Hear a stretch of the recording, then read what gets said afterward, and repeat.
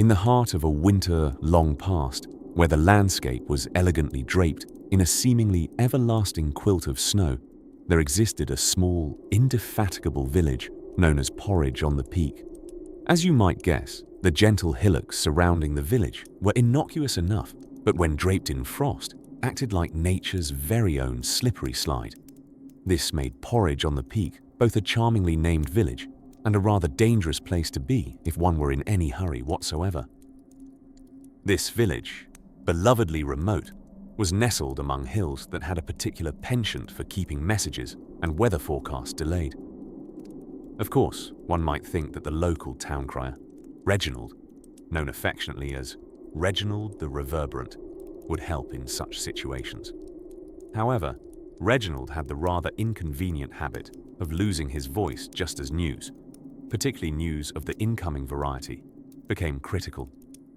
It turns out that screaming into a howling gale might not have been included in Reginald's job description when he agreed to take on the position. Regardless, an age before the advent of weather apps and TV meteorologists showcasing exactly how wet you'd inevitably get, the villagers took a rather philosophical approach to wet feet and chattering teeth. You see, Porridge on the Peak had long since adapted to its forgettable and sometimes foreboding weatherscape by adopting its most famous export, porridge. Porridge that, according to local legend, was capable of warming not just bellies, but even the frostiest of toes, simply by being consumed with adequate enthusiasm. There came one particularly blustery winter when weather warnings traveled slower than that ongoing little rivalry between the village's two principal thoroughfares. These negotiators of pathways, the left-leaning lane and right reason road, were so named because, well, one leaned more than walked straight, and the other's existence was a delightful nod to maintaining any semblance of balance. This particular time, the villagers found themselves experiencing what the elders deferentially referred to as a bit of a snowstorm, where flakes fell with the density and determination of a farmer's market leaflet distributor. The storm, which arrived just as the townsfolk were discovering how delightfully inconvenient a snow blockade could be, seemed less concerned with departures and more involved with engaging in an extended, albeit unannounced meeting.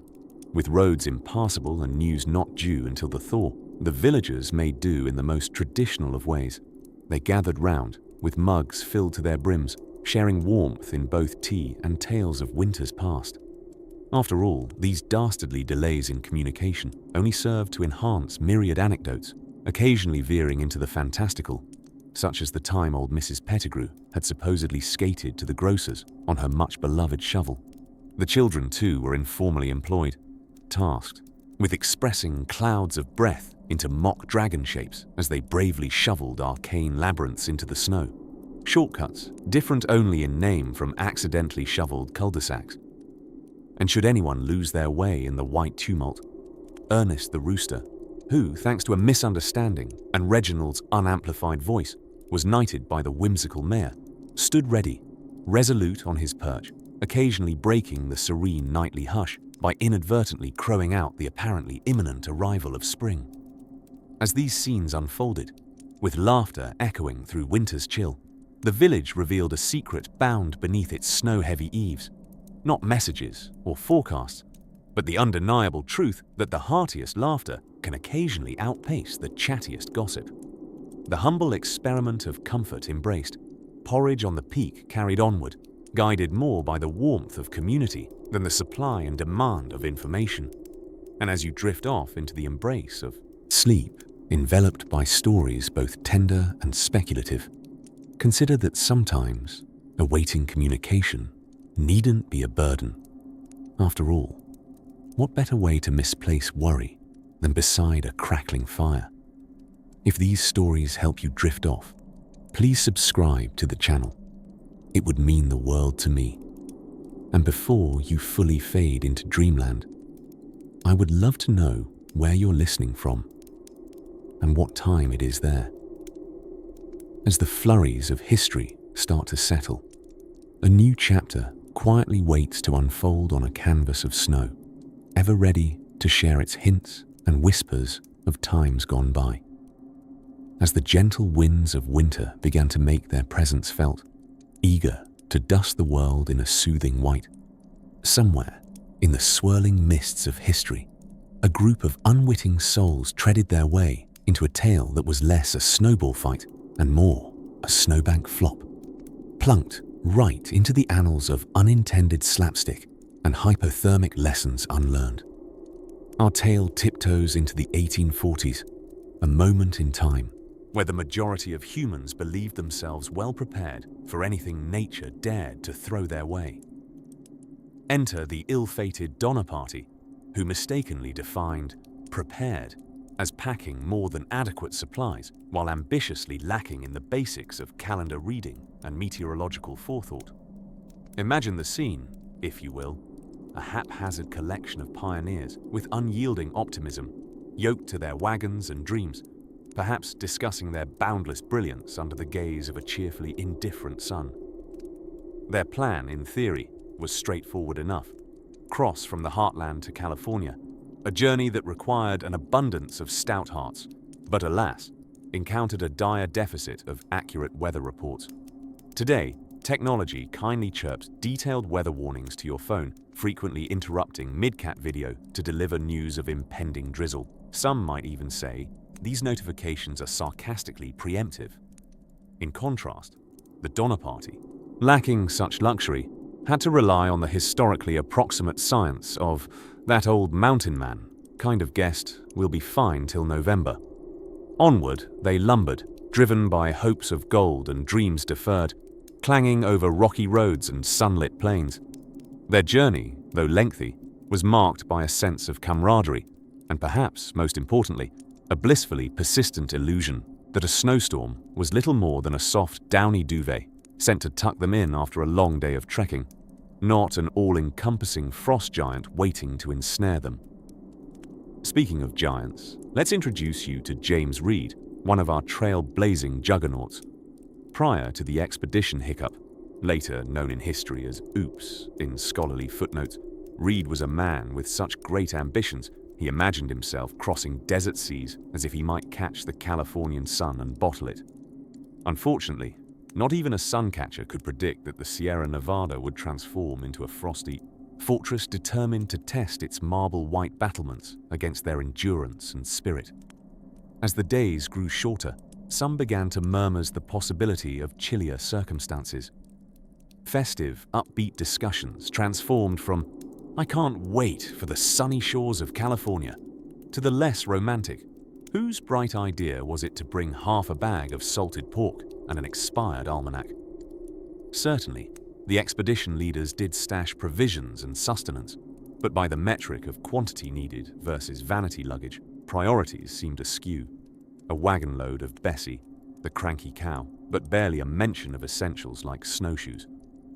Despite their best efforts, or precisely the lack thereof, fate's icy fingers finally reached our travelers.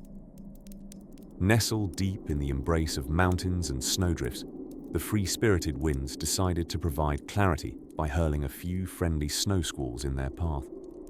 You'd think by the time the cook started crafting recipes of squirrel pot a la gratitude, it might have clued them into the congregating snowflakes' collective warnings. It's cold. In history's wiser retrospect, maybe someone sitting back comfortably by a fire, centuries later, could have sidled up to a central casting of pioneers and whispered, perhaps in a conspiratorial, albeit ironic tone, "Next time, bring a tent." And so, amid the runaway chill that draped itself over the unlikely expedition, our intrepid ensemble set. It was not strategy, but survival that found them foxed at a fortified pass, a memory sealed like a winter blossom frozen in time, a chilling comedy that underscores the length to which optimism can blind even the most brave-hearted adventurer when weather-wielding whims are left unchecked. As we draw the heavy curtains on this scene of brave folly and prepare to drift ever deeper into history with story's gentle trickle, imagine those winds have so much more to share. Tales of determination, shadows stretching across a snowy horizon, and a humor to be found among even the frostiest justice. Ah, the lilting winds of history have steered us back to the year 1812, when Napoleon Bonaparte, the audacious soul, led his Grande Armée across the snowy Russian steppes. Now, you might be wondering why anyone in their right mind would traverse into the icy maw of such unforgiving lands without so much as a decent woolen scarf. But dear friends, such were the whims of history's enigmatic characters. Picture the scene. An Arctic expanse of gleaming white, a dazzling display that was all beauty and brutality. It seemed that Napoleon, despite his vast empire, had not yet conquered common sense. Perhaps he had assumed his sheer will could melt the snow. Alas, the Russian winter, with a personality colder than a sea cucumber's embrace, did not budge. Napoleon, a man not known for half measures, brought along a multitude of soldiers, engineers, and presumably a rather disgruntled horse or two. The merry troop set forth, with the confidence of a commander who had clearly mistaken his fashion designer for a meteorologist. What followed was not unlike those times when one finds themselves woefully unprepared for a surprise snowstorm in flip-flops. A cascade of hilarity, if only it had not been so cold and tragic. Now, anyone who has spent a wintry day bundled up with their coziest socks and blanket will know that snow has a way of veiling all in a dreamlike charm. But harsh were the days and nights for the troops who realized much too late that winter packed a punch stronger than any enemy's artillery. It was as if Father Frost himself had decreed, "You shall not pass unless you're wearing the proper thermal attire." Napoleon, ever the strategist and a man partial to the power nap, spent nights tossing in a tent that offered about as much warmth as a wet paper towel. One can only imagine him reading weather reports, or if those weren't available, a likely assumption, listening to generals. A bicker over the perfect degree of moisture in snowflakes. Critical military banter, undoubtedly. Soldiers, on the other hand, huddled together with the passion of penguins in denial. Their spirits bore through the blizzards with tales of home and hearth, the crackling fires that surely burnt bright for someone out there. Yet, reality intruded with cold feet and biting winds that whispered in Napolitan rhythms. You should have stayed in Paris. As the snow draped its silent, heavy cloak over the land, the soldiers were left pondering age-old questions. Why was snow so white, when all it seemed to represent was a black void of freezing oblivion? And why, oh why, did they ever trust those overly optimistic reports from the military Sunshine Division? Napoleon's intentions had been grand, no doubt. The conquest of Russia would have been his defining encore, a crescendo of imperial prowess. But the earth resounded with a lesson. Humans, no matter their ambition, are but specks of warmth in the vast, cool cosmos. And the cosmos, at least in the Russian sense, had a particular penchant for winter storms with surprisingly poor announcements. Our dear conqueror eventually retreated, leaving behind footprints and a tale whispered across generations. As they say, history tends to repeat itself for those without a roadmap, or in Napoleon's case, a reliable pair of thermal socks. The echoes of chilled laughter followed him back to Paris, a peculiar reminder that time permits some errors, but blizzards write cautionary tales in hoarfrost. In reflection, as we drift softly into the serene lull of sleep, let us find comfort in our warm beds, far from the tempestuous snows of yesteryear. The winds whisper gently, stories unwritten as the night hums its timeless melody. Perhaps the light of day shall reveal a more inviting landscape in our journey, whilst we dream of blankets that buffet life's storms. As the week trudged through its usual course, bringing a nip to the nose and a shuffle to the scholar's step, curious happenings were afoot in the charming Swiss town of Lausanne. It was a time in history when weather forecasts were as likely to be delivered by a neighboring goat as by any credible science. Yet, predictably unpredictable as ever, winter descended like an overzealous guest, arriving fashionably late and bringing an unruly blizzard instead of the expected polite snowfall. Lausanne, cradled between the rolling hills and the solemn silence of Lake Geneva, isn't typically the sort of place one expects to be the backdrop for the misadventures of hapless meteorologists. But therein lies the charm of history. It plays no favorites, and often finds amusement in life's little ironies. It was in this humble town that a peculiar character by the name of Professor Emeritus Gustave Petticoat drafted his rather notorious thesis titled Optimal Forecasting, or the Woeful Study of a Sorely Misunderstood Sky. Now, let me assure you, dear listener, Professor Petticoat's last name was not a reflection of his wardrobe, though his affinity for dramatic, flared cuffs often made him the talk of the town's less than glitzy soirees. Professor Petticoat was indeed a man ahead of his time, or perhaps sideways. He envisioned a world where the sky's whimsical nature could be deciphered by reading not just barometers, but by keenly observing the life choices of the town's infamous weather-predicting goat, Gédéon. On a rather fateful December morning, as the frost-painted landscapes outside the professor's window whispered of a serene winter, he announced rather matter-of-factly to an audience of bemused squirrels and one very interested postman that a gentle winter was upon them. Lausanne's inhabitants, trusting their politically elected weather officials about as much as toddlers trust cauliflower, decided to forego their yearly winter readiness extravaganza. Snow shovels remained cozily stacked, boots were left unpolished, and Gédéon, whose bleats apparently served as complex, conditional forecasts, grazed unheeded. Little did the town realize, however, amidst the charm of blistering winds and slices of snowflakes that fluttered to earth like quirky ballerinas, they were in for an impromptu lesson on the perseverance of weather's capricious temperament. As the sun tucked itself in for a long winter's nap, the playful dance of flurries turned into a whirlwind assembly. The gentle hiss of falling snow transformed into a relentless crescendo, a white knight charging upon the land. While the locals hastily rekindled fires and fumbled for misplaced mittens, Professor Petticoat found himself laughing heartily at the realization that, perhaps, Gédéon's unnaturally high-pitched bleats the day before were less about an oncoming audition for a Bavarian opera and a touch more about cautioning the onset of a fearsome storm. As the night deepened, the town was blanketed in a silence so profound that not even the echo of Professor Petticoat's pen scratching across paper could penetrate. Yet, within this quiet chaos lay a poetic tranquility, a reminder that in history, one often finds unlikely heroes. A place where goats hold secrets and predictions, scientists dream serenely despite failed hypotheses, and human connectivity burns brightly against the frosty canvas. And so, tucked into the downy folds of a snowy chrysalis, Lausanne drowsed under the careful watch of cracks in the cosmos, reflecting on the undeniable charm of nature's uncertainty. As the snowflakes performed pirouettes in the frosty moonlight, there came a gentle understanding that, at times, the whims of winter weave the most mesmerizing stories of all. As the storm's song began to fade, promising a crisp and sparkling dawn, the cozy town settled deeper into the folds of done-up quilts.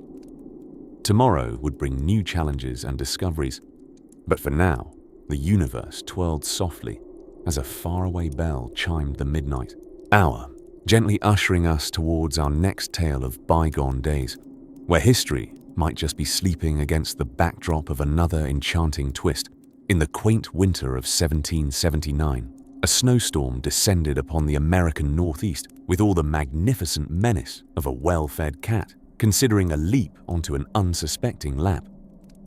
Known as the hard winter, it was less of a mere season and more of an overzealous show from nature's less charitable side. Imagine this.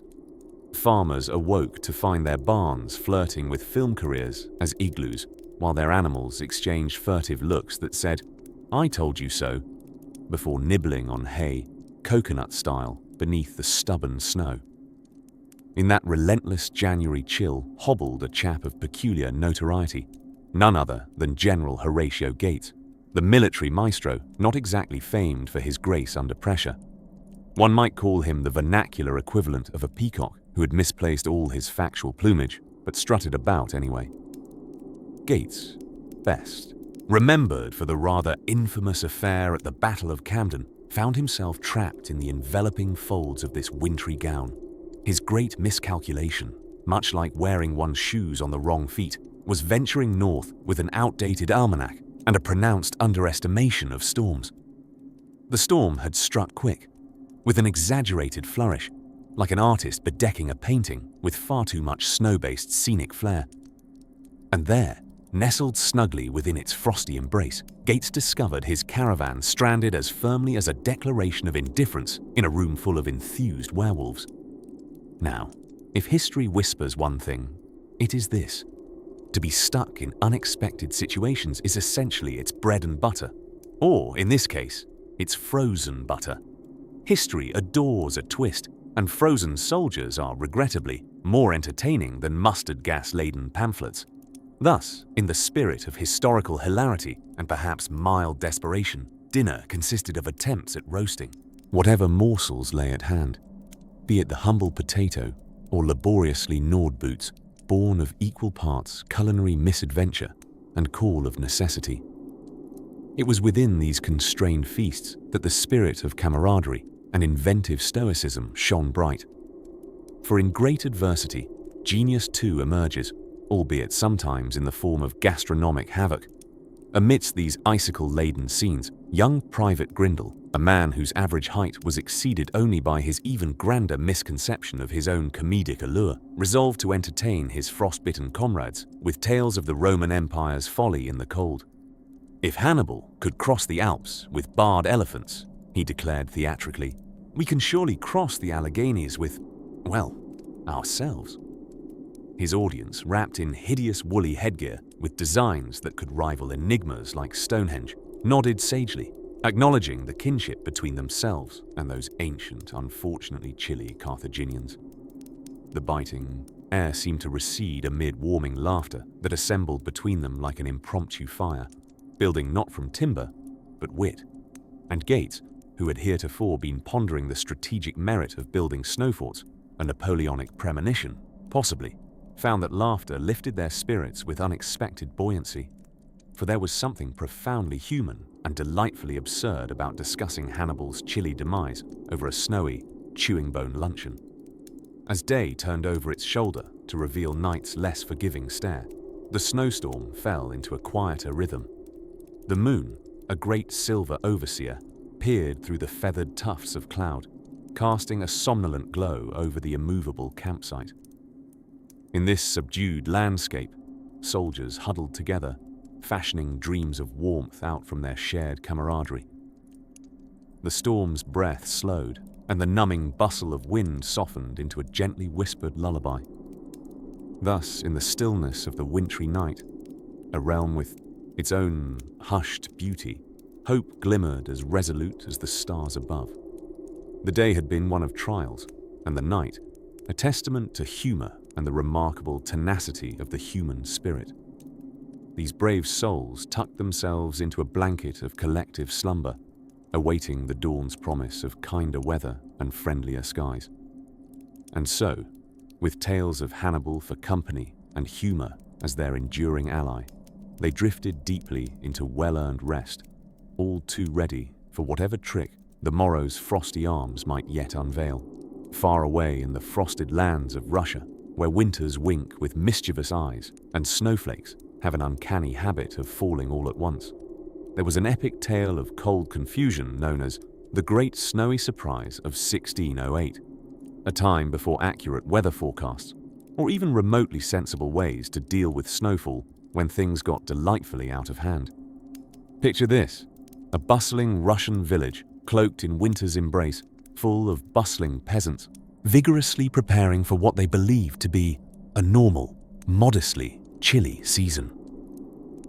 Of course, normal and modest had a strange interpretation here, estimated by Ivan the Watchful's estimation. Ivan had an extraordinary talent, if one could call it that, for eyeing the clouds with a squint and firmly declaring, "Not today, snow." It was not, by any means, an infallible system. But hey, it was good enough for government work. Alas, 1608 turned out to be the year the clouds developed both paradoxical ambition and a wicked sense of humor. One fine day, or rather, a fine sequence of pale grey annoying days, our friend Ivan noticed something peculiar. The air smelled a tad differently, and by differently, more like impending doom. Yet, an ever-optimistic lad, Ivan shrugged and decided to forego any hasty public warnings, choosing instead to reminisce that time his boots were lost in a similar over-prediction. Enter Sergei, Ivan's eager but slightly dramatic apprentice, who was prone to delivering news with all the gravitas of a herald announcing the arrival of a triple-crowned Tsar. Remarkably fond of fervor, Sergei started dashing through the streets with the speed and determination of a caffeine-laden squirrel. "The snow is coming! The snow is coming!" he exclaimed, flailing his arms like a windmill caught in a blizzard of morning enthusiasm. His breathy, frosted exclamations trailed behind him, creating near-invisible clouds of uncertainty amongst the townsfolk. But back then, who could resist a spectacle? Peasants gathered to witness Sergei's grand proclamation and panted tales of his run-in with an unusually opinionated flock of geese that morning. According to folklore, geese were experts not just at biting, but also in thusly predicting doomed weather. He claimed they honked in a symphonic Morse code only he could decipher, warning of blinding snows, barren supplies, and frozen morning moustaches, also known as the 6 icy horsemen. The villagers, gathering around like moths drawn to theatrical chaos, were divided. Half entertained the superstition, storing pickled beets with nervous zeal, while the other half jovially wagered salted fish on the accuracy of goose gossip. Then there was Dmitri. Dear jovial Dmitri, the innkeeper with an amazing knack for turning any conversation back to his selection of ales. He decided it was the perfect opportunity to unveil his latest creation, the flawless forecast ale. Admittedly, flawed in its name, but delicious in spirit and spirits for all those riding this storm out. Dimitri's plan brilliantly ensured 2 outcomes. Either the snow would be light and patrons drunk, or heavy and patrons snugly oblivious. Either way, business was brisk. And so everyone settled into the placating warmth of Dimitri's inn, where tales grew taller, ales grew stronger, and Ivan, feeling strangely vindicated even in embarrassed uncertainty, joined in the revelry. The storm, undeterred by the human festivities, began its gentle descent, playful in its whimsical persistence, covering the village in heaps of sparkling serenity and an unexpected cocoon of peace. And as the snow finally laid its gentle, unyielding blanket across the sleepy township, beneath roofs echoed stories and songs, laughter muffled only by the sound of flickering hearths. The clouds, satisfied with their make-believe weather war, withdrew blissfully in the light of a soft dawn, whispering their retreat to the confused and surprisingly well-rested villagers. With misadventure turned to merriment, the tales of Ivan and Sergei joined the annals of frost-bitten folklore, warming the hearts and hearths for generations to come. Dimitri's inn became famous for hosting not just that storm, but the 100 tall tales it birthed, proving once again that history, like the best sleep stories, is cobbled with curiosity, cozy laughter, and perhaps an extra helping of ale-infused imagination. As the frosted morning light gently teased the horizon, curling out of sleep's embrace, the village stretched languidly, wrapping its collective memories like a fluffy scarf. And so, we too drift into dreams, continuing our journey through the whispered wonders of snowfall whispers, with the next chapter waiting patiently just beyond the lazy curve of midnight.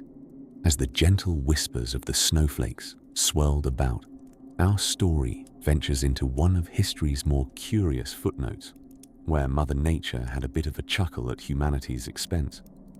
Picture, if you will, the winter of 1709, when Europe's weather decided it was time for a rather prolonged nap, one that lasted longer than a bear in hibernation, thanks to what became known as the Great Frost. Ah, the Great Frost of 1709, time when Parisian fountains froze in elaborate icy sculptures, and English cats skated rather ungracefully across frozen canals. The residents of the continent felt the frosty embrace as the temperatures plummeted to ranges nature usually reserved for Siberia. It seemed as if the very air had been inspired by a particularly surly Arctic expedition. Farmers who traditionally busied themselves discussing the merits of various farming techniques found themselves instead pondering the thermal properties of their woolen socks. And in cities, the rich and poor alike were united under the universal struggle, known only as finding enough firewood, an activity that, while seldom thrilling, became almost competitive, akin to a less festive form of hide-and-seek. But the frost brought along with it peculiar stories that even the most inventive storytellers of the time might not have dreamed up.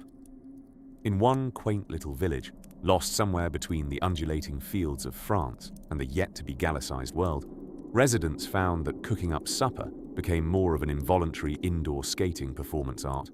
With their stoves merely sad, ineffective heat traps, the entire village banded together, trying ingeniously to channel their collective body heat, akin to a huddling penguin colony. Yet, within this frosty tableau, currency took on an amusingly impractical twist. In the bustling markets of Naples, sharp-eyed merchants tried to convince themselves and others that frozen fish were indeed the new coinage. After all, once thawed, they might have provided both nourishment and a tongue-in-cheek commentary on the nature of value itself. Bartering with fish became a curious enterprise. It required balancing a sense of fiscal responsibility with one's fondness for seafood. While frostbitten toes danced playfully on the edge of reality, perhaps the most serene scenes unfolded along the countryside paths. Imagine a snowy backdrop, painted with the silence that only deep winter brings, where even time decided to take a slower stroll. Churches held services where sermons emphasized warmth, being a particularly desirable afterlife perk. The priests, possibly, considering investing in thermally practical robes, delivered these homilies with the added gravitas provided by shivering congregants. Elsewhere, deep within a snowy German forest, a place that seemed to emanate its own fairy tale afterglow, a man of particular renown by the name of Hans attempted to harness the snow's peculiar energy. Known locally for his curious inventions, Hans was determined to construct the first snow-powered sleigh. He made numerous attempts, each one slightly more ludicrous than the last, before quietly deciding that perhaps waiting until spring might better suit his ambitions. Villagers watched, amused yet grateful for his unyielding optimism in the face of what was arguably an unwelcome ice age. As bizarre applications of ingenuity flourished, the frozen world provided fleeting moments of quiet sharing and gentle amusement to break through the bitter cold. Tales of these mild absurdities spread through villages, spoken over mugs of something just made barely warm enough by ancient fire grates. Echoes of human endurance and quirky adaptability danced within each story, offering just enough warmth to soothe the chills of reality. In these peaceful exchanges, our intrepid characters wrapped themselves in the connection of fellow humans in chilly times, savoring humor as an unseen blanket. They nodded with the shared wisdom that every winter eventually loosened its grip, and that, when it did, there would be as many tales to tell as there were stars in a winter sky. And so, gentle listener, as the icy winds howled faintly and lullabies were sung by the crackle of fireplaces, we turn our gaze toward the horizon. The journey through frosty tales is far from over, with winter's secrets yet to be unfurled as history holds them tenderly in its snowy embrace. In the heart of the 1888 Great Blizzard, while most of New England was huddling under layers of woolly blankets, our story finds its next set of characters taking the notion of winter survival to new, albeit unintentional, comedic heights. Enter the small town of Snowdrift, a place where the collective population could fit comfortably inside the local tavern, arguably where they spent most of their time anyway. As the storm began its furious descent, the town council, composed of the town's most revered and enthusiastic backgammon players, solemnly convened. Their mission: to create the most convoluted system imaginable for alerting the populace about the impending snowfall. Now, you might think that such organization would have been carried out in hushed tones under flickering candlelight, but the reality was much less dramatic. It took place on a wobbly table in the corner of the pub, with a dice game occurring rather raucously in the background and the faint smell of shepherd's pie wafting over from the kitchen. Keep in mind, this was an era long before the convenience of smartphones or even radios, and one council member, Old Man Whitaker, was proudly still adjusting to this brand new thing called the telegraph. He enthusiastically declared the blizzard warning would be transmitted by semaphore, assuming anyone could see it through the blinding snow. However, coordination and communication weren't Snowdrift's strongest suits. Betty, the town's postmistress, knitted a more practical, though equally ineffective, plan. She lovingly crafted a pair of extra-large mittens, which when stacked together on a single post meant blizzard incoming, and hung them at the town square for all to see. Unfortunately, the mittens proved too cozy a temptation for young Timmy, who spirited them away for use on his sledding adventures.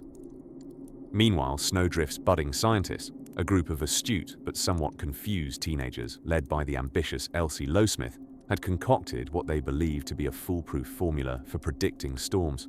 They'd carved intricate notches onto a piece of birch to mark the direction of the wind and the intensity of Mr. Henderson's sneezes, the distinguished farmer whose hay fever doubled as a barometer. The ingenious invention's Achilles heel, however, was missing the fact that Mr. Henderson was down with a cold and had taken to sneezing indoors as a cozy protest against the bitter cold. Outside Snowdrift, the blizzard swept across the land like a tale too grand to keep to itself, invoking fear in smaller towns and cities, except, peculiarly, in Snowdrift. There, the whimsical mishaps continued to unfold with a clumsy charm. The townsfolk somehow sensed a storm, but given the choices, forewarnings lost to artistic mittens, mysterious scientific notches, or ambiguous semaphore signals, they opted for their usual routine of communal gathering around the fire, while concocting elaborate soup recipes. As the winter winds wound their harrowing path through the little lanes of Snowdrift, one realization did dawn on its delightful denizens. Perhaps they ought to prepare for the storm not by anticipating its arrival with intricate technologies or confused sciences, but by mastering the art of wall building with snow. Thus, they created a complex network of igloos in the village square, where they spent most of the blizzard drinking from cups filled with spiced punch, their own spirited version of in-house hibernation. The storm surged on while Snowdrift, amid intermittent laughter and off-key renditions of Winter Wonderland, seemed to forgot itself in time. As if born for the absurd spectacle, this small New England community proved the art of facing nature's wrath with a healthy dose of convivial warmth. As we slip through the curtains of snowy mirth, let us tiptoe with quiet gentleness into another part of the storm's narrative. There, with the same charming unpredictability, awaits a tale that snugly knits together history's quirks and the sweet serenades of snow that drift through the night, whispering secrets to those nestled against the chill. In the heart of our quaint historical escapade, we find ourselves amid the swirling gusts of the Great Blizzard of 1888, a storm so audacious that it left New Yorkers stranded and bewildered. Picture the scene: a city of top hats and horse-drawn carriages suddenly engulfed in a snowy onslaught so fierce it swallowed street signs. As the snowflakes whirled and draped over the metropolis, let us pause to cozy up to some of the less catastrophic yet comically bizarre mishaps that ensued in this frosty conundrum. Amidst these knee-deep drifts and more than generous bank deposits of snow, one might imagine that New Yorkers, with their enduring grit, would fight through the suffocation of crystallized water with nothing more than a determined huff. Yet the reality was less heroic.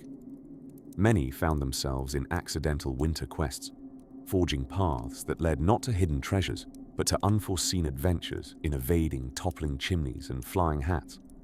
Consider, if you will, the hapless Reverend Loomis. Decked in moderately holy garments, Loomis set out to deliver a sermon of epic spiritual fervor. However, caught by the storm, his homily was delivered largely to an audience of icicles as he trudged valiantly to his church, venturing through the treacherous whiteouts like an Arctic missionary. Upon arrival, the modest congregation consisted primarily of a bewildered cat and a handful of snowflakes, all equally chilled by the brisk sermon and nary a soul to pass the collection plate amongst. Meanwhile, in the serene peril of Brooklyn, a certain Mr. Appleton decided to take a solitary walk, a decision he soon regretted. With each step, the snow cunningly reached higher, climbing his polished boots and threatening the integrity of his well-tailored woolen trousers. The snowbanks were prone to cunning ambushes. Alas, at one point, Mr. Appleton found himself waving for assistance like a gentleman drowning in tapioca pudding, grateful when a helpful neighbor appeared, albeit armed with a snow shovel rather than a lifesaver. Elsewhere, the city's postmen, or as they were more affectionately known, the messengers of mishaps, took to their duties with a fervor only rivaled by the elements themselves. On that fateful March morning, carrying sacks snugly tucked under arms that were penned in ordeals just as the post's motto would suggest, they delivered neither rain nor heat, but plenty of snow. Abandoning any notion of punctuality, they adopted the leisurely pace of molasses in January, their dispatches finally arriving with tales of icy woe that would be shared with knowing nods over cups of hot cocoa for weeks hence. And let us not forget the city's prized felines. Far above on rooftops, a world of gallant tabby cats, enchantingly indifferent to the human flight below, spent days bounding across snow-laden parapets with the finesse of circus performers. These nimble beasts practiced acrobatics between ledges, their day punctuated by fluffy landings and the occasional indignant meow when misjudging a leap. But truly, no recounting of this powdery escapade would be complete without mentioning the culinary accompaniments that sustained those trapped indoors. Kitchens transformed into aromatic havens as the seasoned chowder bubbled away gently, lending a salty perfume to small gatherings kindled by the hearth's glow. Bread, baked to a golden splendor, filled the air with a promise that despite the frost-bitten wilderness outside, warmth and sustenance patiently awaited within. As night fell, the blizzard continued its symphony of windy howls and percussive thumps. The streets grew silent under their snowy shroud, a profound silence that cradled the city like a downy white quilt. And for the weary souls caught within its frosty embrace, the thought of warmer months became a distant, hopeful longing, a dream ready to be gently woven into their slumber. And thus, with the blizzard's chill still in the air, and with warm cups of confidant cider in hand, we drift gently onwards into the misadventures of those who dared to dance with one of history's most titillating tempests. As the winds howled their wintry tunes and snowflakes gathered like an unruly orchestra, tuning up for a grand performance, we find ourselves in the year 1846. The Donner Party, an unfortunate cohort of pioneers, decided to traverse the daunting Sierra Nevada mountains with the optimism of someone who packs a swimsuit for a weekend in the Arctic. It was just another classic example of humans defying the laws of nature and good sense. Picture this. Our makeshift caravan hauls itself along a trail less traveled, or more accurately, a path never trodden by anyone eager to return. The expedition was organized by none other than George Donner, a man who clearly overestimated both the sturdiness of wooden wheels and his ability to read the ominous signs of an early winter. As his wagons strained under supplies, including at least 3 too many anvils, because you never know when you'll need to smith something on the side of a mountain, they rattled further from safety and closer to infamy. Days turned to weeks, and meanwhile the Sierra Nevada decided to unleash a flurry of snowflakes that gleefully cared not for schedules or social niceties. The pioneers began setting up camp near Truckee Lake like determined participants of a particularly ill-fated moose-themed camping retreat, with neither moose nor proper tents to be found. At its snowiest, Mother Nature likes to remind us that she authors history with a quill made of unpredictability inked in ice. A calm night settled over the snow-blanketed landscape, the moonlight casting gentle shadows across the beleaguered pioneers. Amidst the group, Tamsin Donner, George's stoically optimistic wife, tried to lighten spirits by sharing tales around the icy glow of their campfire. Her stories ranged from whimsical yarns of dancing snowflakes with top hats to oddly prophetic narratives involving a man who claimed he was saving up his life's ambition to invent the snow shovel, a tool that many began to believe might actually become a bestseller at this point. Despite their perilous situation, a peculiar camaraderie sprang among the motley crew. Or perhaps it was just sheer denial, dressed up as cheer. Patrick Breen, known as the unofficial chronicler of their ordeal, jotted down daily musings which may, or may not, have included short reviews of how utterly disappointing the snow tasted compared to hopes pinned on its fluffy appearance. But dear listener, it was within this chilly atmosphere that small sparks of humanity flickered against the odds. The children, innocent to the grave nature of their predicament, engaged in the timeless art of snowball warfare, where generals stood knee-deep in powdery trenches and formed alliances as fickle as a frosty breeze. Their laughter, though thin with anxiety, rippled through the frozen air, in defiance of the stark reality surrounding them.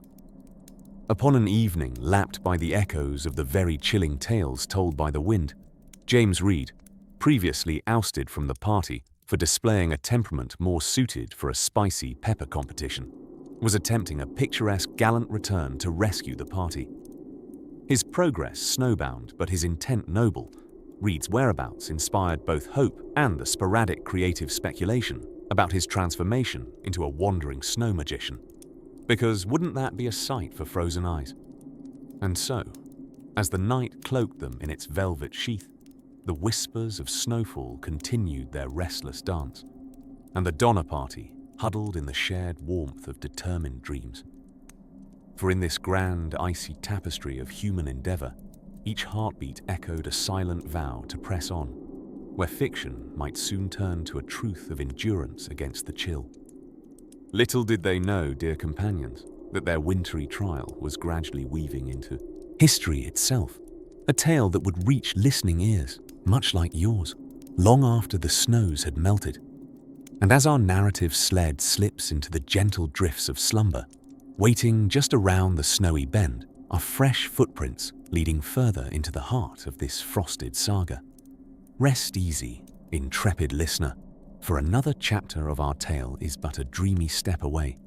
As the frost gathered its icy forces outside, a curious hum of activity buzzed within the snow-laden walls of early 19th century Vienna. Here we find ourselves among the elite of classical composition, where the air was as thick with concertos as it was with the scent of sauerkraut. It was the winter of 1823, and famed musician Ludwig van Beethoven was grappling not only with his spirited symphonies, but also with an unexpected bout of writer's block. Not the first time a great mind has been hamstrung by inspiration, colder than a mountain goat's nose. Ironically enough, Vienna that winter was in a bit of a zany pickle, and not the delicious kind you might find in a Sunday schnitzel. A snowstorm was brewing, a real doozy, and Beethoven couldn't have known this. After all, he was more focused on quarreling with his prodigious mop of unruly hair than on the color of the sky. It was reported that his own neighbors worried that he might one day compose himself into a veritable fluff of frustration. And so, Beethoven, devoid of foresight or meteorological wisdom, had equipped himself with neither winter boots nor patience. Instead, because a man must fortify himself somehow against the chill of inspiration unformed, he began a curious practice. Beethoven took to pouring icy water over his head as part of his composing ritual, perhaps hoping the chill would match his creative freeze and spur some rhythmic thaw.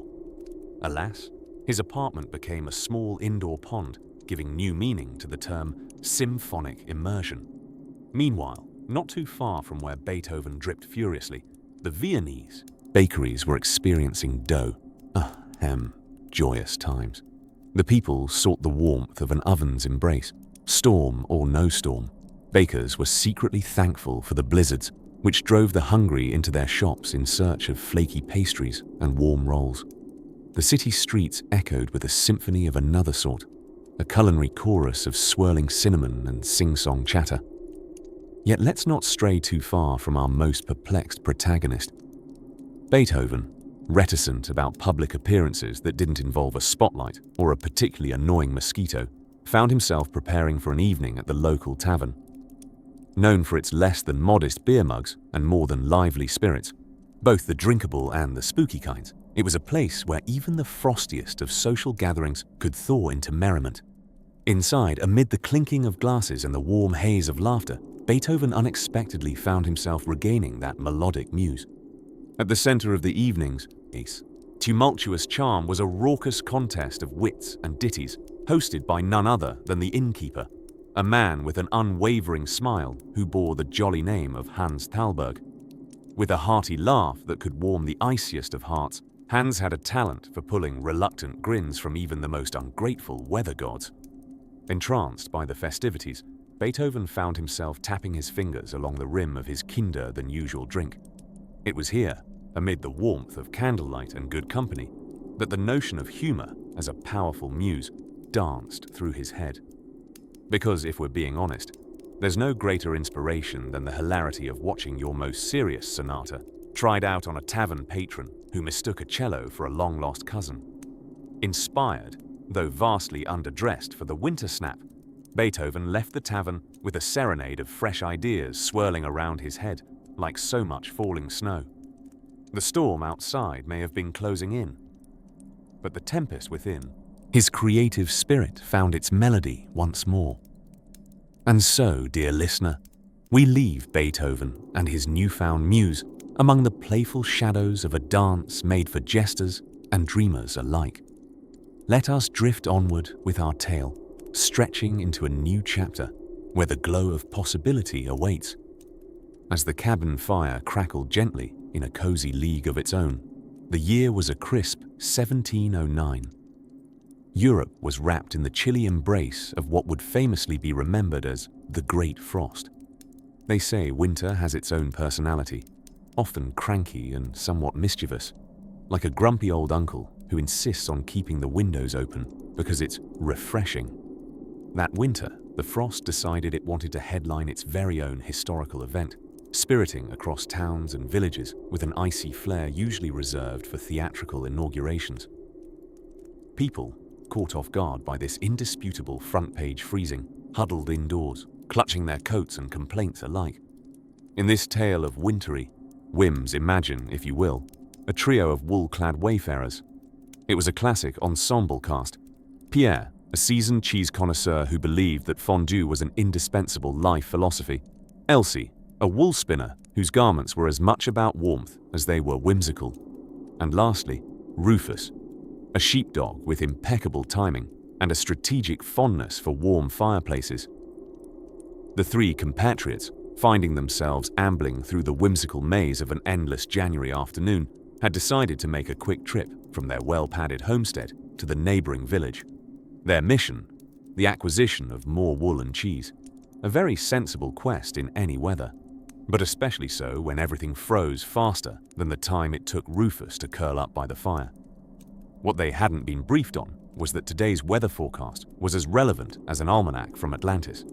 The sky, as though having read the script of a frosty opera, shifted its demeanor halfway through their trek, conjuring flurries that quickly turned into a full snow operetta. Elsie's meticulous knitting bag was soon heavy with snow, and Pierre began speaking of brie and camembert as the finest expressions of life's fleeting warmth. Rufus, on the other hand, ploughed ahead by virtue of his four-legged fortitude. If trudging through snow were an Olympic sport, Rufus would have gathered enough gold medals to single-handedly fashion a luxurious set of door handles for his master's cottage. As they neared what they supposed was the crossroads, only to find it resembled a blank canvas of white impossibility, whimsical destiny intervened. Up ahead, a glow emerged, not the ethereal kind, but rather the decidedly humanly glow of a forest-bound tavern. The flickering candle, as its sign charmingly swayed in the snowy breeze, promised warmth in the form of mulled wine and roaring laughter.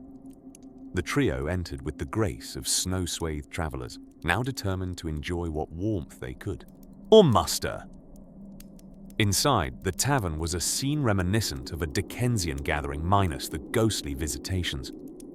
The room was bustling with an assortment of villagers and travelers, each vying for a prime position near the fire. Warmed by drink and camaraderie, Pierre regaled the crowd with the tale of an oversized wheel of cheese from the prior week that had nearly rolled itself out the door. Its timely capture had made him the village's accidental hero until it was consumed in celebration days thereafter. Elsie, meanwhile, found herself in a yarn-spinning duel with the local knitters, swapping stories and skeins in equal measure. All the while, Rufus, after receiving perhaps one too many tavern treats, lay indulged and content beneath the oak-burnished table, only pawing towards the hearth when someone opened the door and let a wintry draught sweep through. As the hours passed, the harshness of the storm seemed an object of some vague recollection to those nestled within. The flickering candle, their little island of warmth in a snow-blanketed sea, became a world unto itself, a reminder that sometimes the best way to weather a storm is not to outrun it, but to find a place where stories are shared and time is measured by the gentle glow of fire and friendship. And so, the night stretched on, and with hearty laughter echoing from its walls, the tavern snugly cradled its guests against the deepening freeze. Our charming trio found solace, and perhaps a bit too much mulled wine, as they resolved to set back for their homestead the following morning, well rested and fortified with new stories and enough wool to last many winters. As the night wore on and the flames burned low, they drifted deeper into their dreams peppered with the warm promise of the morning, but hinting at further frozen adventures waiting on the horizon. Smooth and gentle as the snows that continued to gather quietly outside, the lessons of resilience, captured so elegantly in this. A wintry embrace prepared them for whatever tales might unfold next. Imagine, if you will, a winter evening in 1816, as the air bites with the unthinkable chill that only a year without summer could perfect. The Tambora volcanic eruption of the previous April had, much like an overzealous chef with a penchant for seasoning, dusted the sky with enough debris to create peculiar sunsets, and, most inconveniently, a cooling effect that left the world wondering where on earth all the warmth had gone. In the English countryside, nestled amongst rolling hills like a reluctant bouquet, rested a town named Blinkenshire. Its inhabitants, being British and therefore obliged to universally maintain a stiff upper lip, attempted to brush aside the fact that their pumpkins had given up in silent protest, refusing to grow amidst the indefinite frost. Farmers lamented the loss of crops, as their fields lay like forgotten canvas beneath layers of frost and irony, as Father Time scratched his noggin. In bewilderment, Blinkenshires residents battled nature's ill-timed gift of perpetual winter. Our story tonight twists into this frosty fabric, centering on a cobbler named Edwin, whose reputation for sanity was nearly as large as the snowdrifts now forming halfway up his shop's window. Edwin, however, exhibited a peculiarly optimistic amnesia about the season, considering the early fall of snow an opportunity to market his waterproof boots. His jolly demeanor may have suggested he spent his childhood frolicking with elves, had it not been for his tendency to mutter grudgingly in rhyme whenever faced with a last-minute customer. Yet, Edwin wasn't alone. His ally in the absurdity of perpetual chill was Meredith, the town's apothecary, and ironically, the only one who seemed immune to winter's icy embrace. Meredith, forever bundled in brightly knitted shawls that threatened to illuminate any room, brewed herbal concoctions with such vigor that her shop often took on an ambiance reminiscent of a tropical rainforest. Curiously, her warm demeanor and steaming mugs of odd brews promised to cure even the most addle-minded among her clientele of their winter woes, and perhaps improve their tap dancing skills, although that particular side effect was largely undocumented. The two, having bonded over a mutual yet unspoken dread of markets running out of cinnamon, devised a plan to guide Blinkenshire through this peculiar storm of apocalyptic chill. In the cozy nook of Edwin's shop, they gathered the townsfolk, whose curiosity was piqued by a promise of a meeting with merriment, mystery, and mulled wine, an invitation only slightly unconventional in its alliteration. Chattering teeth and rustling layers of wool filled the room as Edwin cleared his throat, the sound akin to a chimney trying valiantly to cough up a year's worth of soot. "My fellow inmates of this frosty flatland," he began, gesturing as grandly as one can amid such congested 6 quarters.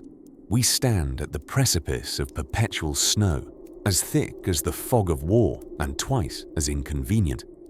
This introduction, delivered with an earnestness bordering on Shakespearean, prompted a polite smattering of applause. Meredith, not to be outdone in this theatrical quest of crowd-warming, whisked her shawls in a gesture that resembled the aurora borealis attempting a pirouette. And within this tunnel of frozen doom, she declared with a twinkle in her eye, lies both opportunity and the very best biscuit recipe featuring cardamom. The crowd, naturally fond of both opportunity and biscuits, leaned in closer. With humor as warm as fresh-baked bread, they laid forth their plan. Embrace the winter. To carry forth with a festival of keeping spirits bright, saw them fashioning treacherous-looking ice sculptures and daring snowball tournaments. Songs were sung, not just because it raised spirits, but because it helped alert others to the whereabouts of those lost, in particularly artistic snowdrifts. As laughter swirled the room, curling in snug corners like a tired feline seeking warmth, plans were hatched for revelries, mischief, and friendly wagers on when next they might glimpse a turnip. Edwin mused on the absurd fate that a volcanic eruption half a world away could affect their humble winterscape, while Meredith handed around mugs of winter warmer elixir, which, she reassured, was 90% cocoa and 10% mystery. And so the curtain of chilly night descended over Blinkenshire, enveloping both town and tale in a gentle lullaby of snowfall and shared humanity, a whisper of companionship amid the wintry silence. As the warmth of camaraderie bloomed, an air of anticipation lingered, a gentle tug at the edge of consciousness, hinting of tales yet to unfold and moments yet to come. In the dim, grey haze of a blustery afternoon, a motley assembly of travellers found themselves stranded in what the locals affectionately referred to as the middle of nowhere.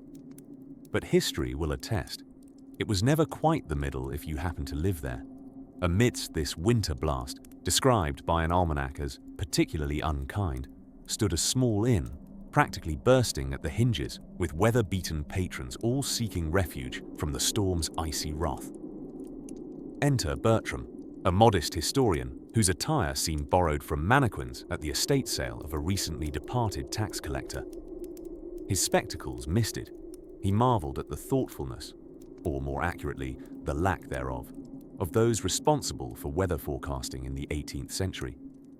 It was, after all, a time when predicting the weather involved more guesswork than science, and everyone reluctantly assumed the town crier had a loose grasp on the mystical art of divination. Inside the inn, the scene was delightfully chaotic. A collage of mismatched blankets, clinking mugs, and a fireplace struggling against the cold with all the grace of an out-of-tune harpsichord. The innkeeper, a bulbous fellow sporting an apron older than some countries, assured his patrons with gusto that the fireplace was indeed functional, if not enthusiastic. Bertram cautiously nestled himself in a corner, determined to await the arrival of spring, or at least a thawing of his nose. The gathering had a certain camaraderie, warmed by shared complaints about frost-nipped toes and debates over whether hot chocolate could, in fact, be considered a solid if left outside long enough. It was here that he met Agnes, a spirited woman whose passion for heated debate was rivaled only by her embroidered mittens depicting a cavalcade of disgruntled sheep. Agnes had a theory about winter weather, one that teetered on the edge of brilliance, or perhaps lunacy, depending on one's perspective and current core body temperature. She proposed that perhaps the storm had been sent as a test, or more likely, an act of cosmic irony, to see if humanity could finally learn to read the signs. Like Bertram, Agnes had a penchant for finding humor in the obstinate, as well as in tea leaves, their patterns swirling in steamy prediction of either rain or, more ominously, a soggy roll of biscuits if left unwatched. Conversations unfurled lazily, like old maps given new purpose. They discussed the peculiarities of naming storms. Blizzard of '78 had a certain resonance, but was Flurrymageddon a step too far? Eventually, talk drifted to the infamous General Winter, who, much like a prankster grandparent, had been tormenting armies since time immemorial. It was noted with some admiration how the Russian winter had famously brought Napoleon's ambitions to a standstill, like a child halted mid-gallop on a rocking horse. Bertram longed to capture these tales. They were threads in the vast tapestry of history, woven together with laughter and familiarity. All the while, the snow continued to pile against the windows in theatrical heaps, determined to make its presence felt, if not entirely appreciated. As the twilight crept unobtrusively across the room, the inn's patrons tucked themselves into their makeshift beds, benches doubling as mattresses, coats masquerading as blankets, lulled by the capricious dance of shadows cast by the firelight. Bertram listened to the chorus of gentle snores and sighed, thinking back to the early weather reports endowed upon townsfolk by eccentric inventors and enthusiastic stargazers. If only they had predicted warm beds and the laughter of strangers, that was perhaps a warning all could have cheerfully heeded. The pause between gusts rattled the thin panes of glass whimsically, as if the wind were providing an unrequested encore. Bertram smiled, nestled deeper into his makeshift cocoon, and drifted into a contented state of slumber. But as each end welcomes a beginning, the sleepy whispers of dawn would soon have their say, and the mystery of what awaited outside the inn's walls would call to those rested souls once again. In those days of yore, when the earth spun just a bit slower, or so they claimed, and the winters seemed longer than the sentences of Charles Dickens, we find ourselves trudging to the frosty historical storm of 1888, the Great Blizzard. But hold your fascinated gasps, dear dreamer, for as you drift into these pages, you'll discover that preparation for inclement weather was as scarce as an honest politician's promise. Now, picture with me a quaint village where the locals' appreciation for winter gear was akin to a goldfish's affection for marathon running shoes. There, amid hills concealed in a silky layer of snow, stood our somewhat unsuspecting hero, Elias Stringfellow, a name that conjures an image slightly more heroic than the man himself. Elias, a postman by trade, possessed a unique dedication to his craft. That is, he approached it with the utmost indifference. On the eve of the sky's frozen tantrum, Elias prepared himself in the only way he knew how, by sitting by his fireplace, clutching a mug of lukewarm tea and a novel he had read at least thrice, confirming his short memory. While most might have consulted a barometer, or at least stuck a thumb in the air, Elias consulted no such thing. You see, advanced weather equipment had yet to grace this era, and the closest thing to a forecast was often Aunt Gertrude's knees aching, a system surprisingly accurate, but still utterly ignored by most of the village. The morning arose with the wind howling like an operatic aria, high-pitched and seemingly never-ending. Yet undeterred, or perhaps just unaware, Elias donned his inadequate wool coat, an item whose thickness was rivaled only by the crust of the village baker's infamous bread. Displaying stoic determination, he trudged out to deliver the mail, feeling much like a heroic figure from one of his well-thumbed novels, yet with distinctly less flattering outerwear. Picture, if you will, Elias's brisk shuffle through knee-high snow, his cheeks ruddy with chill, and his hair tousled by the errant breeze. It's at this juncture we might expect a grand epiphany or a hero's arc, but instead, Elias remained staunchly oblivious. The mail must get through, come hail, rain, or blinding snows that reduce visibility to the distance of your own fogged-up spectacles. As Elias plodded along, his boots crunching the snow, a sound as satisfying as biting into cereal just before it softens, he encountered neighbors, each with their own tale of woe regarding their sudden isolation from their chickens, or how their sleds were ready, but their courage was low. Each story punctuated with dramatic sighs that rivaled the storm's winds. Yet, let it be known, should history fail to recognize the hero in Elias, his actions spoke for themselves. For it was he who delivered a letter to Old Man McAllister, who, as the village's resident curmudgeon, had developed a fondness for distant cousins he would rather write than visit. Elias's icy journey this particular day ensured the family could come together in mutual obligation, questioning yet again the sanity of Elias's commitment. And then, as the sun dipped and the storm found its crescendo, Elias's task was complete. The mail had been delivered, and with it, a weather warning that had arrived, as one might say, fashionably late. Elias reflected on this with the same bemusement he afforded most things. Dreams of being a footnote in history dancing in his head like sugar-plum fairies, albeit with slightly less rhythm. With the village safely aware of the raging blizzard it could see with such clarity through its own windows, Elias waded home, the horizon smeared with remnants of daylight and a gentle, comforting tiredness settling over him. The tempest outside droned on, a perfect lullaby for those snug within. Elias, feeling both fulfilled and frostbitten, thawed by his hearth, unaware that his tale might just warm the hearts of dreamers like you, who might take a lesson from Elias's oblivious but undeniable perseverance. As the embers flickered low, Elias turned to his book, already forgotten upon the mention of the first sentence, lulled instead by the whisper of snowfall, guiding him toward the dreams that awaited passengers of the storm's voyage. Picture, if you will, a simple cobblestone street, a lively marketplace, and people bustling about in thick woolen clothes, their breath visible in the frosty morning air. We find ourselves in 17th century London, where winter has descended with a demeanor so fierce that even the pigeons refuse to fly.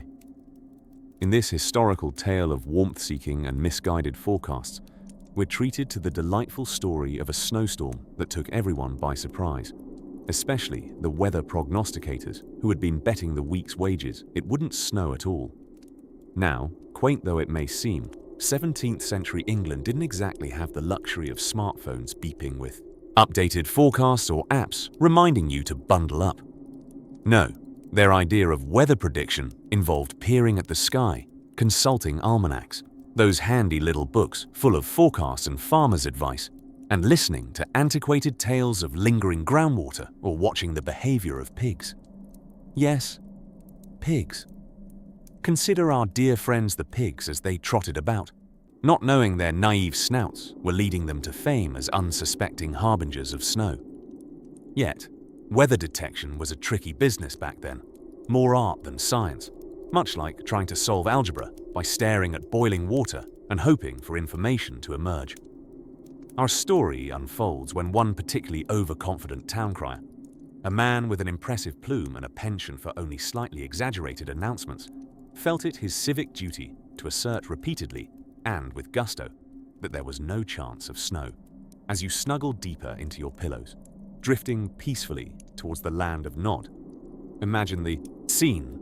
Townsfolk, reassured by Mr. Loudmouth, cheerfully going about their business without a care in the world for the impending icy drapery about to unfurl. The marketplace was a cacophony of chatter and clinking coinage, vendors selling everything from onions to embroidered handkerchiefs, entirely unaware that the storm clouds were gathering like actors waiting for their cue. By afternoon, when the sky turned from an innocent grey to an ominous slate, our beloved crier was notably absent. Inside the local pub, he was found nursing an ale and fervently consulting the almanac, now suddenly best friends with the very pigs he so recently ignored in meteorological consultation. It was a scenario worthy of Shakespearean comedy, an unspoken admission that he, the self-proclaimed sayer of weather, had been blindsided by Mother Nature's latest trick.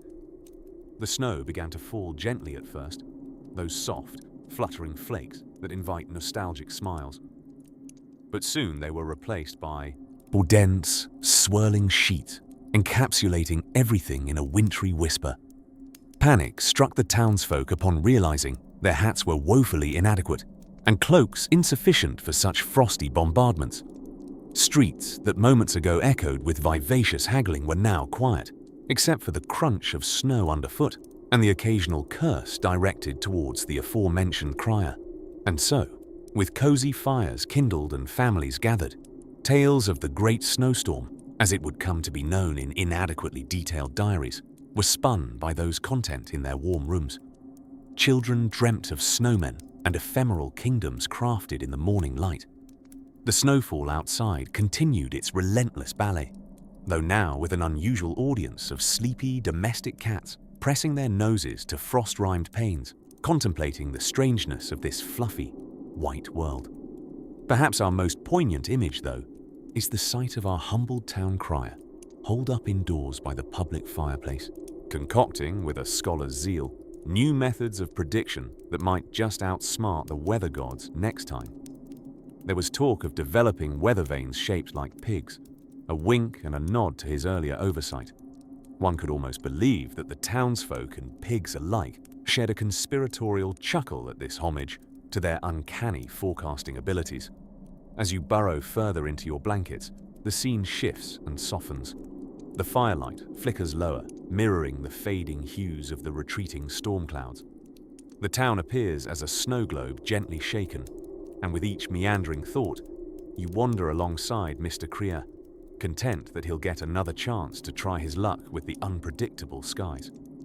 It's a quaint sort of satisfaction, knowing that even as we tuck into bed, there's always hope for clearer weather tomorrow, or at least a better prediction.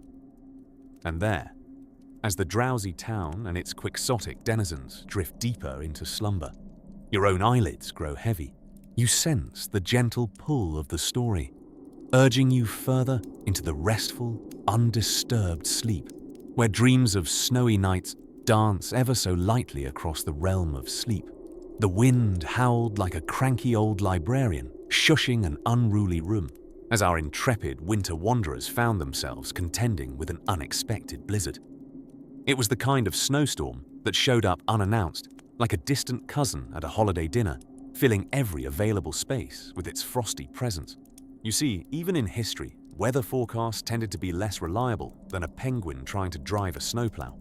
Picture a scene where the notorious snowstorm of 1717 clobbered the northeastern American colonies. It was a true marvel in meteorological chaos. Blinding snow combined with gusts that would launch your hat into orbit faster than you could utter, "Where's my hat?" The pioneers of weather prediction back then had a simple method for forecasting. Stick your head out the window. If it was wet, it was raining. If it was cold, it was snowing. Beyond that, it was anyone's guess. Our cast of characters included early colonists bundled up like woolen marshmallows. They had journeys to make, whether to visit a neighbor's cabin for a terribly competitive game of cribbage or just to fetch water before it froze solid in the well. Not that the winter air was particularly forgiving. It had a way of seeping into their boots quicker than you could say, "I think I need another pair of socks." In those days, winter survival involved less reliance on dubious woolly mittens and more on hearty spirit. Historians have depicted these brave souls as plucky, if slightly frozen optimists who face the unpredictable fury of winter with little more than wooden snowshoes and a prayer. Funny how the records never mention if they prayed for snow shovels. Picture now a lone sled drawn by equally hardy, though slightly disgruntled oxen, braving the elements. The sled driver blinked against the whiteout, pondering whether they'd genuinely signed up for this, or if they'd been caught in some cosmic prank orchestrated by Old Man Winter himself.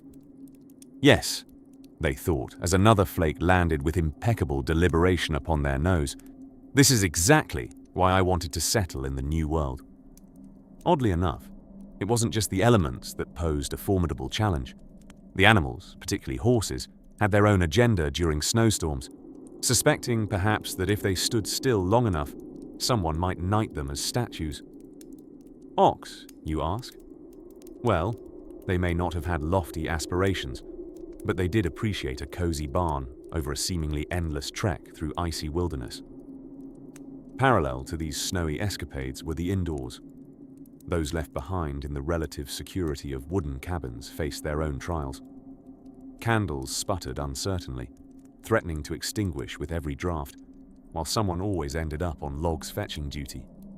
They sat around layered under quilts, like historical philo dough, discussing whether ale could be frozen into convenient icy treats, or if that was simply a myth made up by enterprising barrel makers. Yet, amidst the blizzard's bluster, stories wafted through the rooms like the comforting aroma of mulled cider. Grand tales of Norwegian ice giants and whimsical blizzards that tested even the hardiest of Norse explorers. It's funny what people can conjure up when the firewood pile seems to diminish with every blink. But dear listener, there's a slumberous reminder in these tales of yore.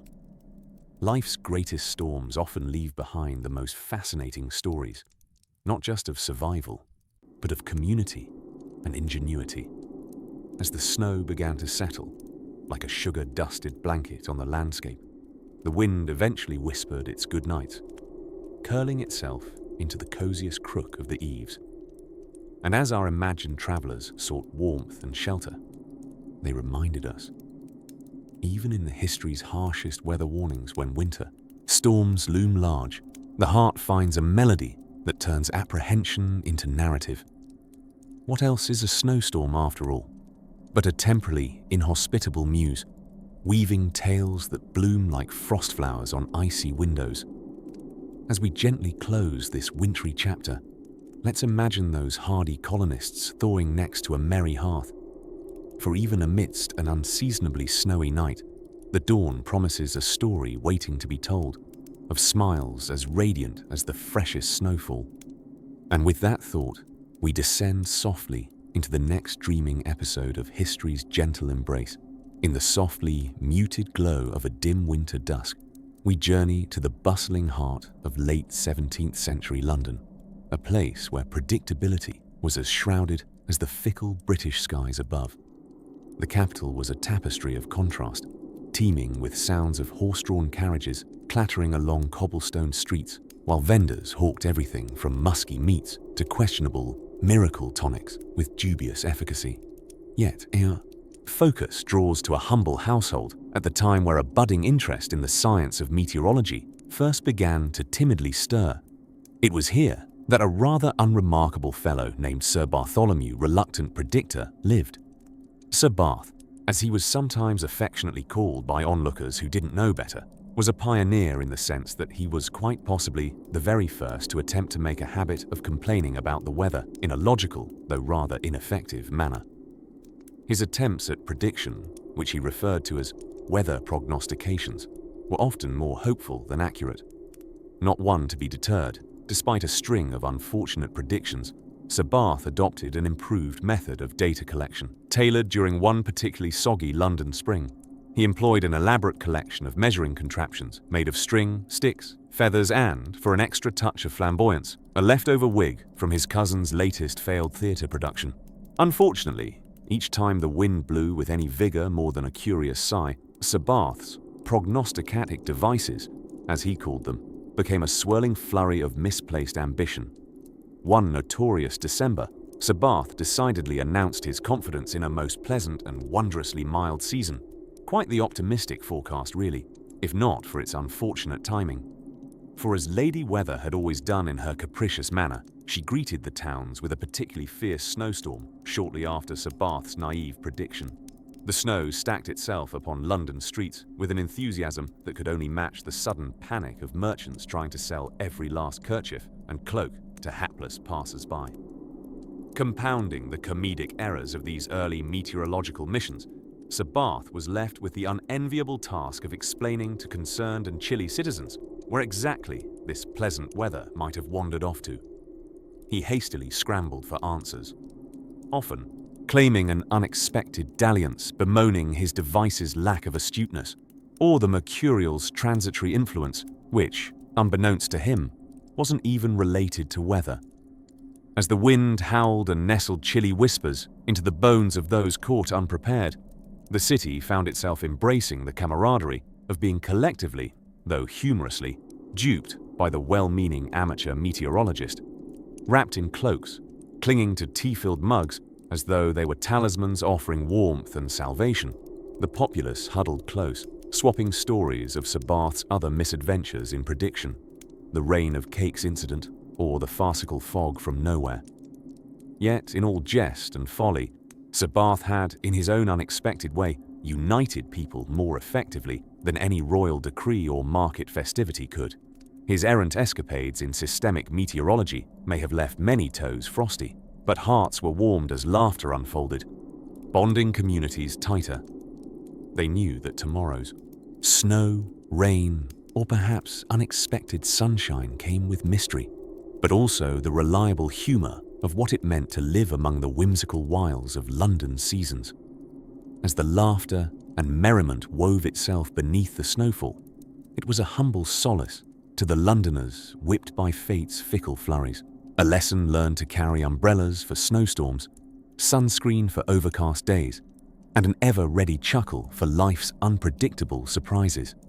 And so, they slumbered, in warm, cocooned layers, under patchwork blankets of tales spun from winter's ironic embrace, a prelude to the evolving dance with forecasts, folly, and that ever-present question: what will tomorrow bring? As the chill of winter wrapped itself snugly around the quaint little town of Brunswick in the late 18th century, the inhabitants were blissfully unaware of the impending storm that had its sights firmly set on their frosty horizons. In those days, of course, weather prediction was less about satellites and more about squinting up at the clouds with hopeful grimaces, which is perhaps why Brunswick citizens were caught with their collective pants down, so to speak, as the storm rolled in like an unexpected guest who forgot to RSVP. Now, Brunswick was known for its notable displays of unwavering optimism, a trait commendable in many situations, though in this case, it didn't do much to prepare them for the swirling ice and snow. Fortunately, the townsfolk had become seasoned experts at making the best of such surprises. Each house transformed into its own little island of warmth as fires crackled in hearths and woolen socks were pulled up over cold toes, a fashion statement clearly ahead of its time. With roads impassable and paths turned into treacherous cliffs of snow, transportation morphed from a straightforward chore into an adventure of epic proportions. The daring souls who attempted to cross town inevitably turned back, their hair adorned with snowflakes, looking like they were in the throes of a peculiar seasonal-style experiment.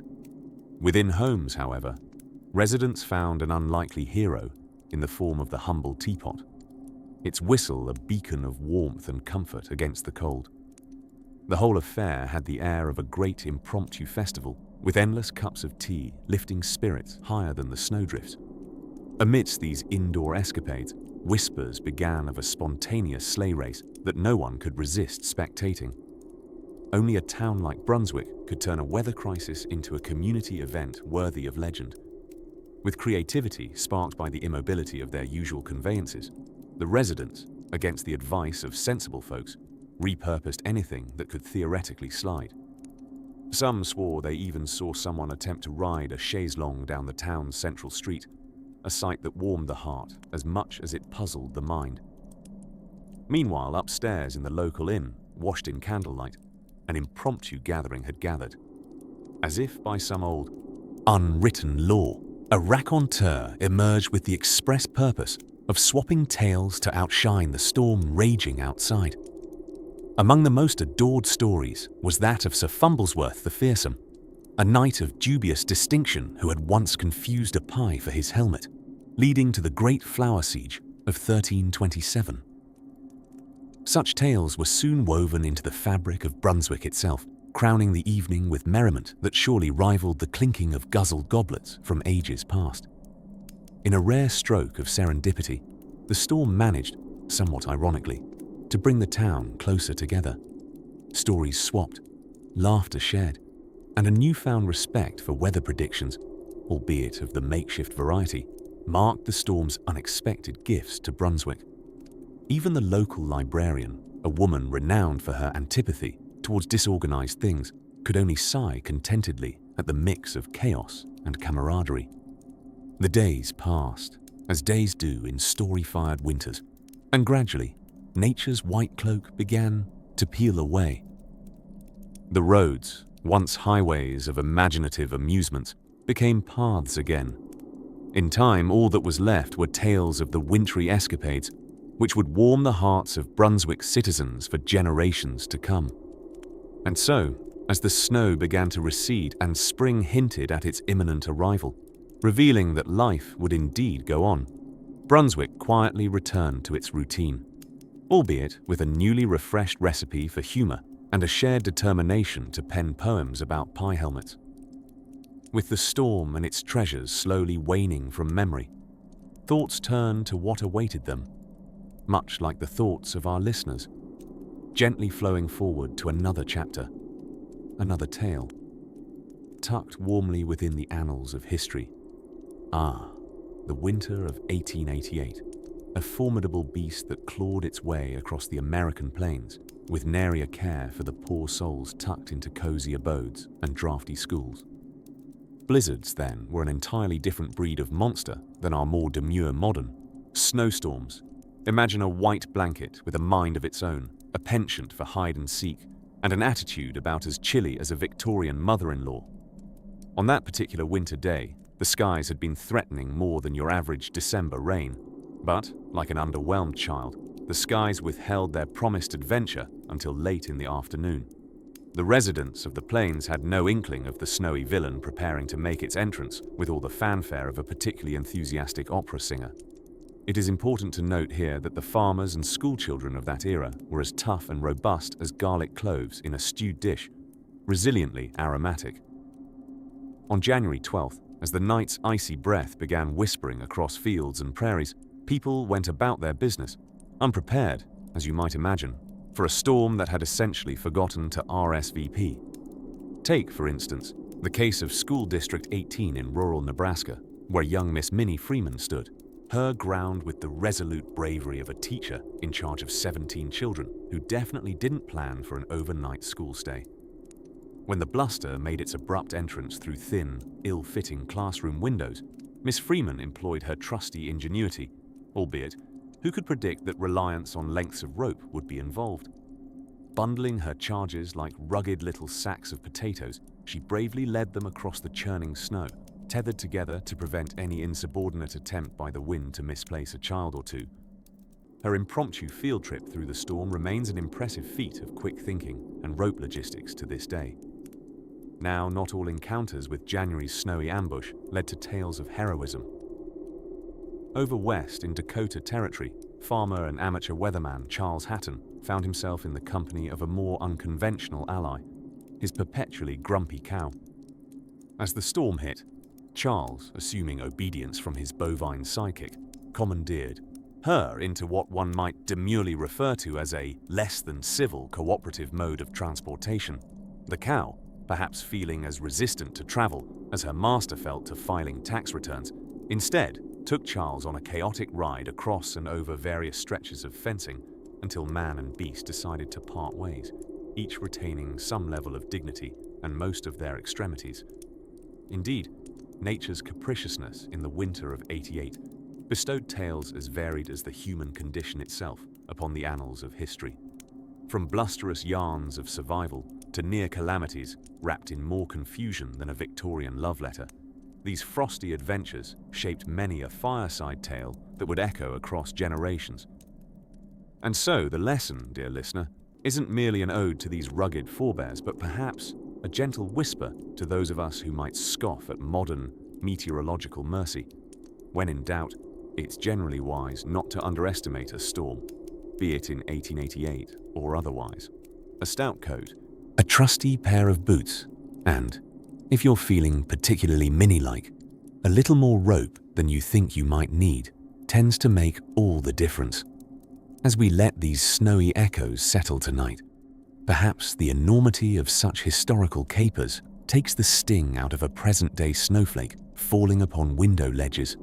Our forebears might have fought with ice and breath-sharp, icy daggers, but we have the comfort of memory and lessons hard won, both of which will lead us gently into the next sleepy chapter of our winter's tale.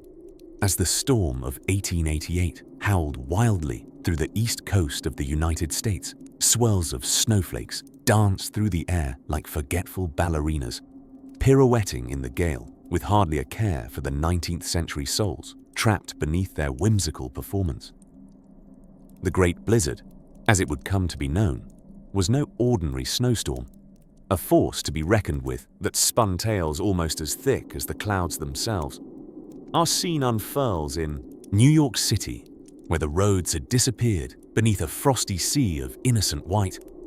Imagine, if you will, well-dressed men of the Gilded Age navigating drifts taller than your average top hat, and women attempting to step delicately over near impassable sand dunes made of pure, unadulterated winter.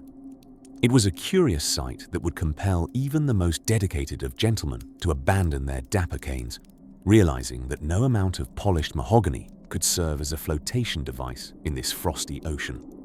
Cozily nestled in one of Manhattan's opulent brownstones sat Horatio Haverston III, a man of such acquired tastes that even his slippers were tailored to the exact dimensions of his rather peculiar feet, a fact that often bewildered his cobbler, and now they were his steadfast companions as he peered out at the tempest from his study window.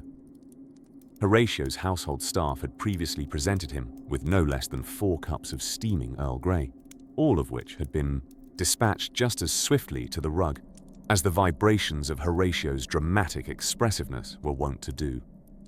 But it was not merely the surrendering of teacups that vexed him. Horatio was most thoroughly perplexed by the complete absence of his dear companion, Ambrose McKinley, affectionately known as the man with the barometer nose, whose uncanny knack for detecting atmospheric changes with a single, inimitable sneeze was legendary in their social circle. However, as he sat gazing at the swirling mass of storm and sky, it came to him that perhaps this was not the most unpleasant day for one like Ambrose to carry the burden of prediction.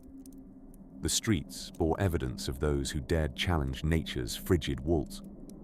These were souls hearty enough to engage in a game of chance, aiming for destinations now rendered imaginary by snow.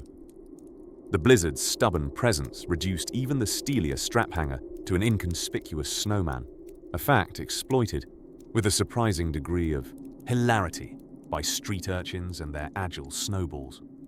One must take note of the postal service and its gallant steeds. Oh, how they trotted nobly, unaware of the universe's fickle design. Open mailbags would reveal not only stamps that bore the likeness of dead presidents, but also letters lamenting the lateness of deliveries during the worst storm to ever cloud such punctual promises. And here, dear listener, is the charming hypocrisy of it all. Messages posted by those for whom time stood still, clutching at thoughts wrapped snugly in sentiments, made nonetheless tardy by the whims of winter. As the evening stretched out, heavy as a grandmother's comforting quilt, the streets fell silent, hushed by the snow's pervasive embrace.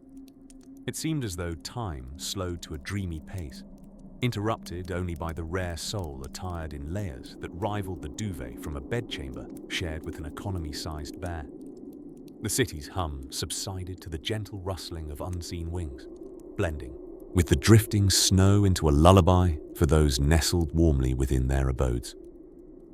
Horatio, having mounted several more cups of tea with only a few casualties, resolved to put the storm out of mind and draw upon his modest library. Ambrose would surely be safe somewhere, stretched out beside a blazing hearth, nose as twitchy as ever beneath a cascade of books. As thoughts meandered with the grace of lightly falling snow, our protagonist's worry eased, as surely as a ship guided to harbor under a moonlit sky. Comforted by tales that told of antiquated adventures and laughable anecdotes from eras past, Horatio himself found a contented calm. Teeth brushed and dressed in his finest, far too elaborate for sleep Victorian nightcap, he settled into the warm embrace of his mattress.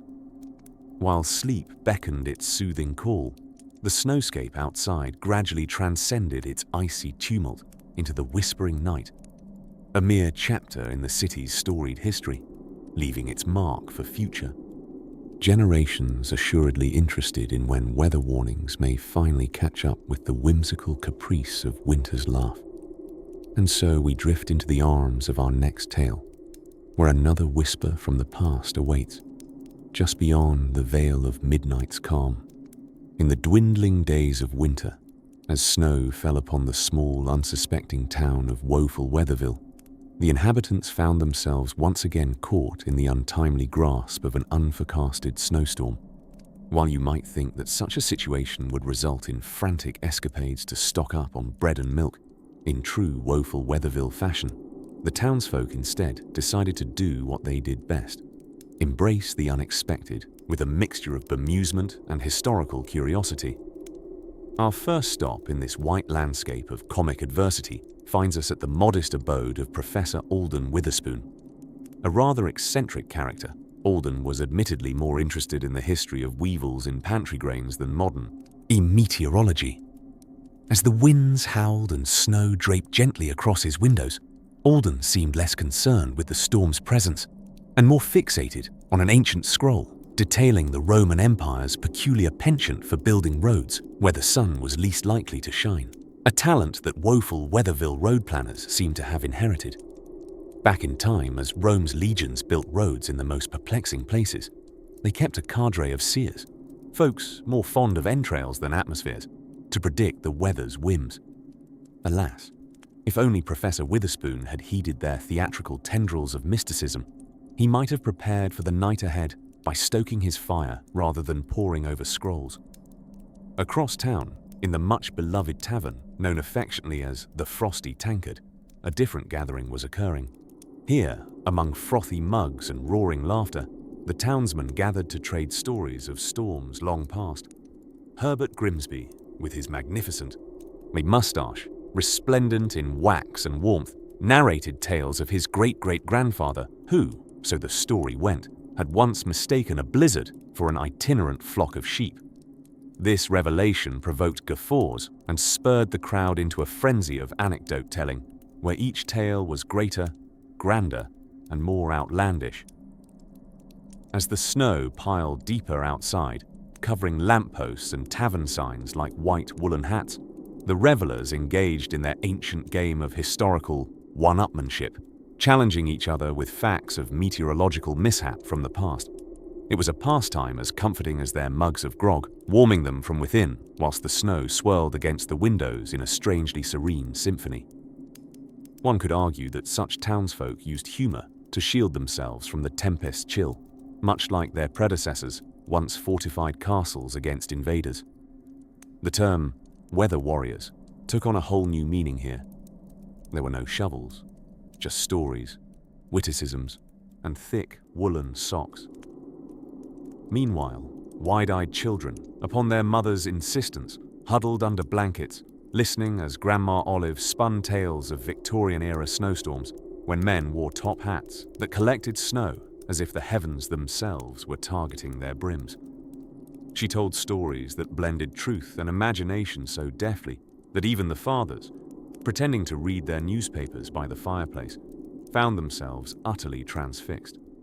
Apparently, in one storm, it snowed parachuting penguins, a fact unmistakably fictional, yet somehow plausible given their far-flung fancies. And so the children drifted to dreams of dancing penguins and top-hatted gentlemen, dreaming of worlds where weather was but another character in the grand play of life. And here, amidst these stories woven from snowy threads, the storm continued its serenade, a lullaby of humble rooftops and hedgerows. Ceiling beams creaked and moaned like ships sailing ancient seas, guiding even the most restless souls towards slumber. Morning would come, as it always did, with golden light melting the night's chill away. But that lay on the yonder side of dreams and whispers. For now, cozy blankets pulled snug, and gentle breath softened to the rhythm of a world swathed in white. With the storm's final sigh and the hearth's glowing embers easing into rest, we too ease out of this chapter and look forward to unveiling the mysteries in the chronicles of our next enchanting tale, waiting patiently just around the corner, cloaked in the stories yet untold. As snowflakes fell with the measured grace of an undecided napper's eyelids, we find ourselves in the midst of a curious convergence of historical folks who, through a series of accidents only fate could orchestrate, became the unfortunate residents of a winter storm's embrace. Picture This white blanketed stage, and ancient actors stepping forth. You see, in the storm's clutches, yesterday's mishap could easily be today's. Legendary survival tale, especially when mixed with historical irony and a pinch of human resilience. Allow me to introduce the stoically hyper-suspicious Captain Flakesworth. Yes, that is indeed his name, for the universe enjoys a healthy chuckle.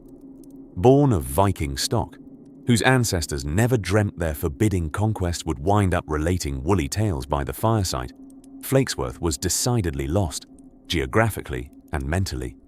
Whispers in the wind, the naysayers might claim, were the voices of ancestors attempting to guide him home, or at the very least, to some navigational competence. Yet he soldiered on, drawn by the irresistible allure of the North Pole's promises of frozen adventures, fame, and the ultimate resume booster, discovering something undiscovered. Joining him on this snow-draped stage were Lady Seraphina Wintersnap and her ever-faithful but rather oblivious companion, Mr. Hamilton Whiffletree. It was said that Lady Seraphina's laughter could melt the iciest heart, though not, regrettably, the sheet of snow rapidly accumulating around their encampment. Wintersnap brought with her an air of grace and tenacity, as if she had negotiated with the elements not through brute force, but with the strategic brilliance akin to playing chess with a melting snowman, one move at a time. Oh, the blustering winds laughed and howled, the skies an orchestra where every snowflake played its part to perfection, while Captain Flakesworth muttered of lords of snow and binding treaties with the north wind, tales nobody would remember but everyone would admire. Stuck with them was Samuel Thor Tiddlybottom, a notorious Victorian warmth entrepreneur who accidentally made his way from one climate to another trying to sell his patented Tiddlybottom thermals, trousers boasting the dubious accolade of making wearers sweat even in Antarctica. He too had misread the clouds, misjudged the frost, and misoverestimated his audience into one colossal freezing blunder.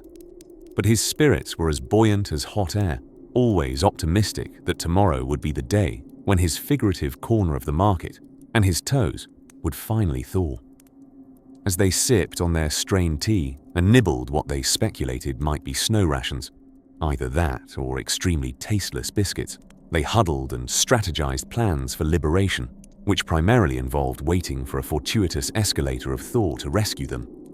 It was a vivid reflection of the human condition, always planning for tomorrow's warmth amidst today's chills.